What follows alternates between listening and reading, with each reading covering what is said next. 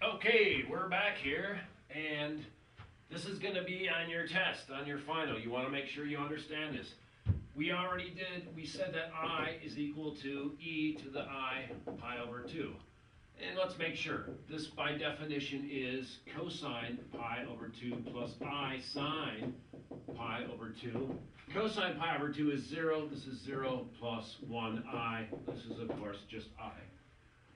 So what would complex exponentiation mean?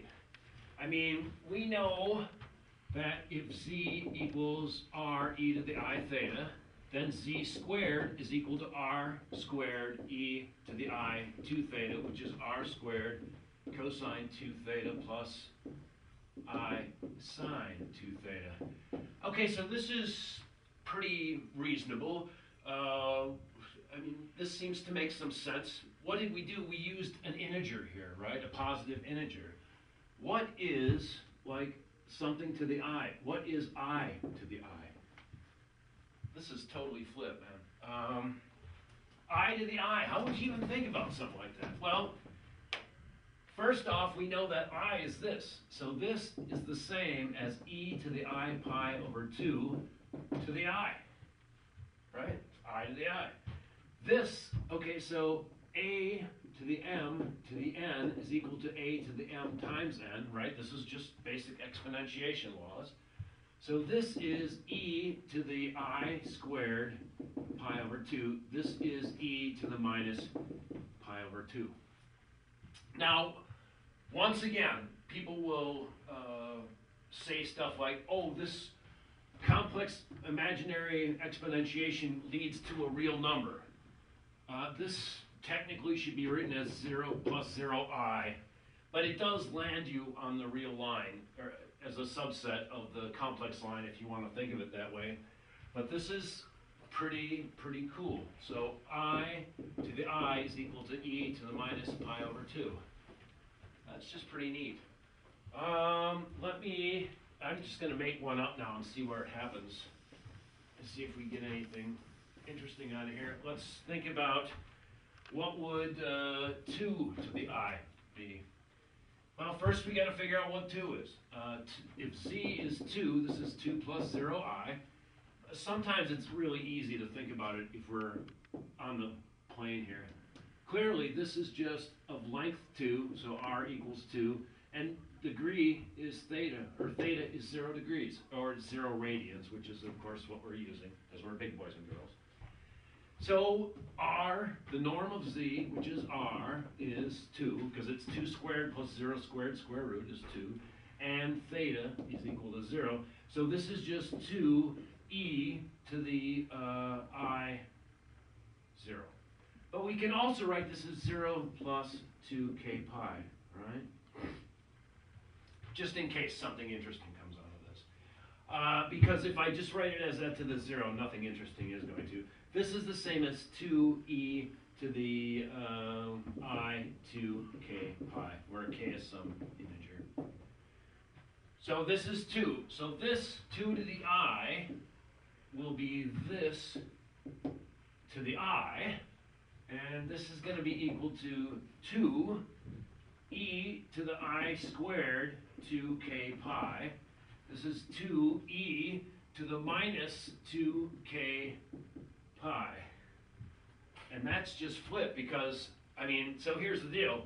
For every number of k, when k is 0, this is just going to be 2. So k equals 0, it's going to be that. But when k is 1, it's going to be, I'll better put it up here. K is equal to 1. It's going to be 2e to the minus 2 pi. You'd write it like that. E to the, like this. There's an infinite number of solutions. And this is the deal about the complex plane and exponentiation. That in the complex plane, there are branches of solutions. And you have to cut the tree at certain points to make sure things stay one-to-one and whatever. There are a lot of really neat things that happen in complex analysis.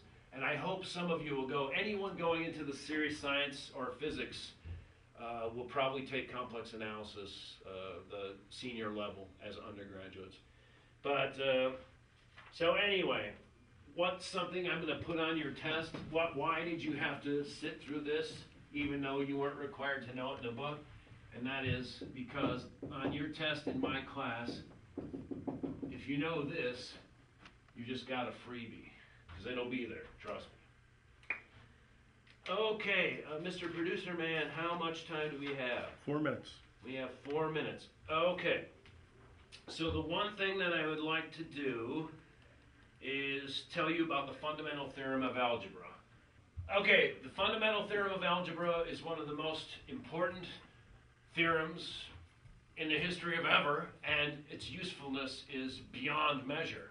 Almost all real physics and engineering is done in a complex plane, and here's why. If you have a polynomial like this, a to the n, z to the n, and I'm using z to denote that we're in a complex plane. These are positive integers, plus a to the n minus 1, z to the n minus 1, plus blah, blah, blah, plus a1, z1, which we usually don't write the 1 up there, plus a naught. This is a polynomial in the complex plane, so we're in the complex plane.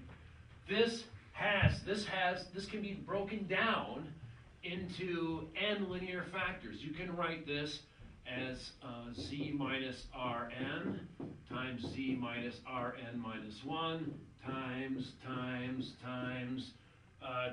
z minus r0.